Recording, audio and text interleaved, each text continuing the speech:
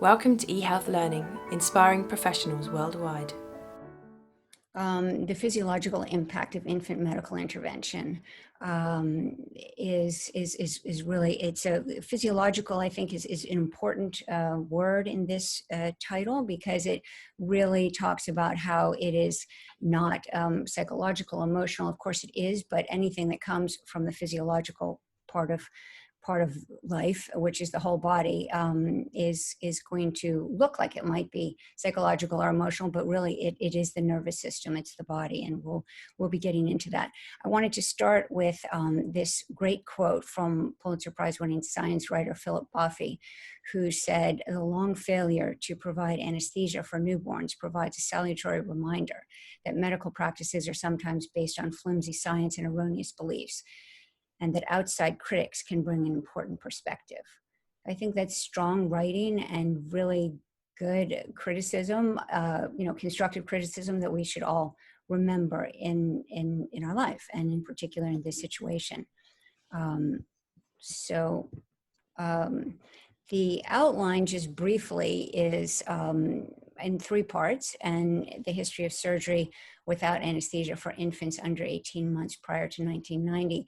And the word infants, which really generally will be infants under 12 months within that first year, but in this case we're using the word loosely to mean under 18 months, because that is when they began to use anesthesia with the infants, with language coming on. So the recording of memory was is completely different than the pre-verbal, and that's why that's that time period. And we'll talk about the standard of practice that allowed for this and the assumptions that were made in order to justify that protocol.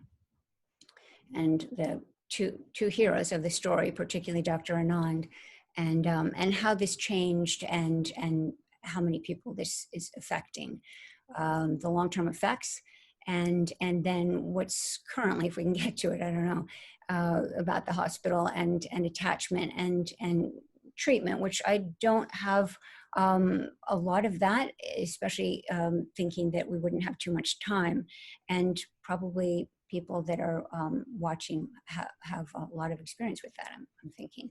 So let's see. Okay. So just to give a little brief introduction about myself,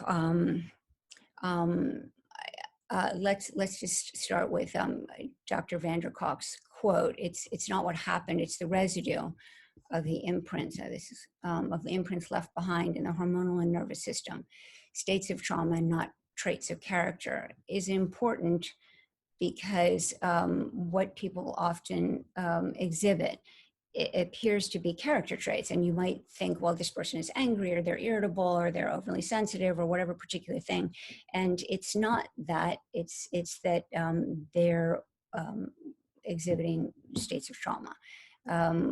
I had my surgery, which was a congenital defect called pyloric stenosis, operated on at 3 weeks in the mid-50s, and it's not having a valve between the stomach and the small intestine.